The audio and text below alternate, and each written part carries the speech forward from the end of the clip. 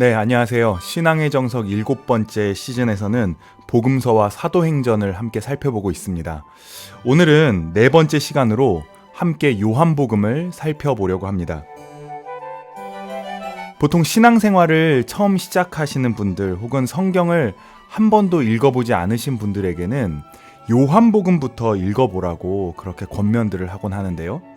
그만큼 요한복음에는 기독교 복음의 진리가 굉장히 선명하게 기록이 되어 있습니다. 하지만 그렇다고 해서 요한복음이 쉬운 책이라는 말은 결코 아닙니다. 오히려 요한복음은 4복음서 중에서 가장 난해한 책으로 알려져 있습니다. 그런데 제가 그 요한복음을 맡게 되어서 어디서부터 어떻게 말씀을 드려야 될지 막막합니다.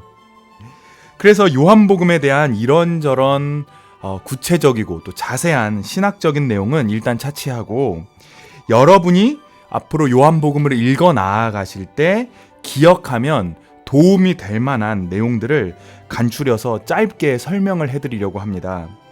제가 지금부터 설명해드리는 이 내용들을 잘 숙지하시고 요한복음을 읽어 나아가시면 아마 요한복음의 내용을 더 이해하기가 쉬우실 것입니다. 오늘 제가 말씀드릴 내용은 딱 10가지입니다. 빨리빨리 진행되기 때문에 지금부터 잘 따라오시기를 바랍니다. 첫째, 요한복음은 공관복음서와 그 내용이 많이 다릅니다. 마태, 마가, 누가복음 세 복음서를 읽어보면 내용이 상당히 중복된다는 걸 알 수 있습니다. 그 이유는 이 세 복음서가 비슷한 시기에 비슷한 자료를 참고하면서 서로에게 영향을 주고받았기 때문입니다. 그래서 이 세 복음서를 공관복음서라고 부릅니다. 하지만 요한복음은 공관복음서와 일치점이 많지 않습니다. 요한복음은 90% 이상 공관복음과 다른 이야기를 하고 있습니다. 이는 요한복음이 복음서 중에 가장 늦게 기록되어 요한복음의 저자는 공관복음의 내용을 이미 알고 있고 그 공관복음의 내용을 보충하기 위해서 요한복음을 기록한 것이기 때문으로 보입니다. 그래서 요한복음을 제4복음서라고 부릅니다. 두 번째, 요한복음은 명시적으로 예수님을 하나님이라고 고백하는 유일한 복음서입니다. 공관복음서를 읽다 보면 예수님을 그리스도, 메시아 혹은 인자라고 부르는 부분들은 많이 있지만 정작 예수님을 명시적으로 하나님이라고 말하고 있는 부분이 없다는 사실을 알 수 있습니다. 하지만 요한복음은 예수님을 명시적으로 하나님이라고 부르고 있습니다. 그것도 그 내용이 1장에서부터 나옵니다. 또 요한복음 20장의 도마 이야기에서 도마가 부활하신 예수님을 보고 나의 주님이시오 나의 하나님이시니이다 라고 고백하고 있습니다. 초대교회부터 사복음서는 에스겔 1장 10절에 나오는 네 생물에 비유되곤 했습니다. 마태복음은 인간, 마가복음은 사자, 누가복음은 소, 요한복음은 독수리에 비유되었습니다. 요한복음이 독수리에 비유된 것은 유독 요한복음만 예수님을 인간의 관점이 아닌 하나님의 관점에서 조망하기 때문입니다. 이러한 관점을 가리켜 고기독론이라고 부릅니다. 즉 요한복음의 기독론은 고기독론입니다. 세 번째, 요한복음은 예수님을 로고스라고 부르고 있습니다. 요한복음 1장을 보면 태초에 말씀이 계시니라 말씀이 육신이 되어 우리 가운데 거하셨다라고 기록되어 있습니다. 즉 예수님을 말씀이라고 언급하는데 이 말씀이 헬라어로 로고스입니다. 로고스라는 단어는 고대 헬라 철학자 헤라클레이투스에서부터 시작해서 스토아 학파에 이르기까지 헬라 철학자들이 많이 사용했던 단어입니다. 헬라 철학자들은 이 세상을 발생시킨 원리에 대해서 말할 때 로고스라는 말을 사용해서 설명했습니다. 그런데 요한복음은 헬라 철학자들이 사용하던 이 로고스라는 단어를 통해 예수님을 설명하고 있습니다. 그래서 요한복음이 이 헬라 철학의 언어와 개념을 탁월하게 재해석하고 있다라고 볼 수 있습니다. 네 번째, 요한복음은 영지주의적 세계관이 엿보이는 책입니다. 요한복음에는 어둠과 빛, 육과 영, 사망과 영생 등 두 가지 개념이 서로 대립적으로 등장하는 경우가 많이 있습니다. 이러한 것을 가리켜 이원론이라고 부릅니다. 그런데 이러한 이원론은 당시 기독교 2단 종파인 영지주의자들이 많이 사용했던 개념이었습니다. 영지주의자들은 영적인 세계만이 고귀하고 육적인 세계는 악하다는 이원론을 주장했습니다. 요한복음에도 비슷한 이원론이 계속해서 나오는데 그래서 요한복음이 영지주의적인 책이다라고 주장하는 학자들도 있었습니다. 하지만 요한복음에 나오는 영지주의적인 이원론의 개념들은 영지주의를 옹호하려고 하는 것이 아닙니다. 오히려 영지주의를 비판하려는 의도라고 보는 것이 합당합니다.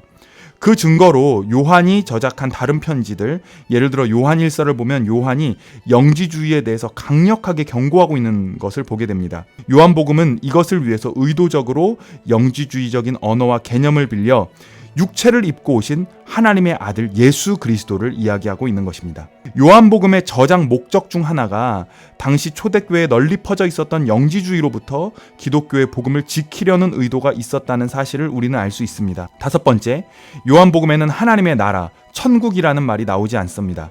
대신 영생이라는 말이 나옵니다.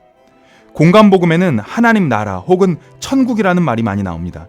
사실 공관복음의 주제는 하나님 나라 혹은 천국이라고 할 수 있습니다. 요한복음에는 하나님의 나라라는 말 대신에 영생, 영원한 생명이라는 말이 많이 나옵니다. 요한복음이 말하는 이 영생은 죽어서 영원히 계속 사는 것을 말하는 것이 아닙니다. 영생은 아버지가 예수님 안에 있는 것처럼, 또 예수님이 아버지 안에 있는 것처럼 제자들도 예수님 안에 있게 되는 상태, 즉 영원하신 삼위일체 하나님의 친교 속으로 들어가는 상태를 말합니다. 이 땅에서 살 때 영원에 잇대어 살아가는 것입니다. 이러한 영생은 미래에 일어나는 사건이 아니라 예수님을 믿는 순간 즉시 이루어지는 사건입니다. 그래서 요한복음의 종말론을 가리켜 실현된 종말론이라고 부릅니다. 예수 그리스도로 말미암아 이 땅에 이미 영생이 실현되었다는 것입니다. 여섯 번째, 요한복음에는 비유를 통한 하나님의 나라에 대한 설명이 나오지 않습니다. 대신 예수님의 긴 대화가 나옵니다. 공관복음서에서 예수님은 하나님의 나라를 비유를 통해 설명하셨습니다. 공관복음서에는 씨 뿌리는 자의 비유, 가라지 비유, 겨자씨 비유, 누룩 비유, 보화 비유, 진주 비유, 그물 비유 등 다양한 비유들이 등장합니다. 하지만 요한복음에는 이러한 천국 비유가 나오지 않습니다. 대신 예수님께서 사람들과 나눈 긴 대화들이 나눕니다. 니고데모와의 대화, 사마리아 여인과의 대화, 유대인들과의 대화, 제자들과의 대화, 하나님과의 대화, 빌라도와의 대화, 도마, 베드로와의 대화 등입니다. 이 대화를 읽어보면 매우 길고 그 내용이 장황하다는 사실을 알 수 있습니다. 심지어 정확히 어디까지가 예수님의 말씀이고 어디서부터가 복음서 저자의 해석인지도 명확하게 구분이 되지 않을 때가 있습니다. 그래서 해석상의 어려움이 있지만 오히려 그렇기 때문에 더 풍성하고 다양한 해석이 가능해지는 측면도 있습니다. 일곱 번째, 요한복음에는 에고 에임이라는 예수님의 자기 선언이 7번 나옵니다. 공관복음서에서 예수님은 하나님에 대해서 말씀하십니다. 반면 요한복음서에서 예수님은 자기 자신에 대해서 말씀하십니다. 예수님의 자기 선언의 말씀은 에고 에이미, 나는 무엇이다 라고 알려져 있습니다. 요한복음에는 예수님께서 말씀하신 7개의 에고 에이미가 나옵니다. 나는 생명의 빵이다. 나는 세상의 빛이다. 나는 양의 문이다. 나는 선한 목자다. 나는 부활이요 생명이다. 나는 길이요 진리요 생명이다. 나는 참 포도나무다 등입니다. 앞글자만 따서 생세 양선 북일참이라고 외우실 수 있습니다. 에고는 영어로 하면 I이고 에이미는 M입니다. 헬라어로 보통 자기 자신을 소개할 때 에고는 넣지 않고 에이미라고만 말해도 말이 통합니다. 그런데 예수님께서는 에고 에이미라는 말로 자신을 소개하고 계십니다. 이것은 구약 출애굽기에 I'm who I am, 야훼라는 이름을 염두에 두신 것으로 보입니다. 그래서 예수님의 에고 에이미의 선언은 예수님께서 당신을 하나님으로 계시하는 선언이라고 볼 수 있습니다. 여덟 번째, 요한복음에는 예수님께서 일으키신 기적을 표적이라고 부르고 있습니다. 요한복음에는 7가지의 표적이 나옵니다. 요한복음에는 예수님께서 일으키신 기적이 나오는데 이 기적들을 세메이온, 즉 표적이라고 부르고 있습니다. 요한복음에서 기적은 기적 그 자체의 의미가 있다기보다 하나님의 나라를 드러내는 표적으로서 기능합니다. 요한복음 20장 30절을 보면 예수님께서 제자들 앞에서 이 책에 기록되지 않은 다른 많은 표적도 많이 행하셨다라고 기록되어 있습니다. 예수님께서는 이 땅에서 많은 표적을 행하셨지만 요한은 그 중에서 중요한 의미를 지니는 7가지 표적을 선택해서 기록하고 있습니다. 그 7가지의 표적은 가나 혼인잔치에서 물을 포도주로 바꾸신 사건, 왕의 신하의 아들을 고치신 사건, 베데스다 연못에 38년 된 병자를 치유하신 사건, 오병이어 사건, 물 위를 걸으신 사건, 맹인을 고치신 사건, 나사로를 살리신 사건입니다. 이건 역시 앞글자만 따서 가왕배오 물맹나로 기억하시면 됩니다. 아홉 번째, 눈치가 빠르신 분들은 느끼셨겠지만 요한복음에는 정교한 숫자 조합이 계속해서 나오고 있습니다. 요한복음에는 7개의 표적과 7개의 에고 에이미가 나옵니다. 7은 완전수죠. 그런데 요한복음을 자세히 들여다보면 더 정교한 숫자 조합이 있음을 알 수 있습니다. 요한복음 1장은 496개의 음절로 되어 있고 마지막 장인 21장은 496개의 단어로 이루어져 있습니다. 496이라는 숫자는 게마트리아 용법으로 모노게네스를 뜻합니다. 모노게네스는 독생자라는 뜻입니다. 요한복음에 나오는 이러한 정교한 숫자 조합은 요한계시록에 가서 더욱더 분명하게 드러납니다. 요한계시록에는 7 인재양, 7 나팔재양, 7 대접재양 등 7개의 재앙들이 3번에 걸쳐서 나오고 있습니다. 또 요한계시록에는 전능하신 주 하나님, 보좌에 앉으신 이 알파와 오메가 같은 묘사도 7번 나옵니다.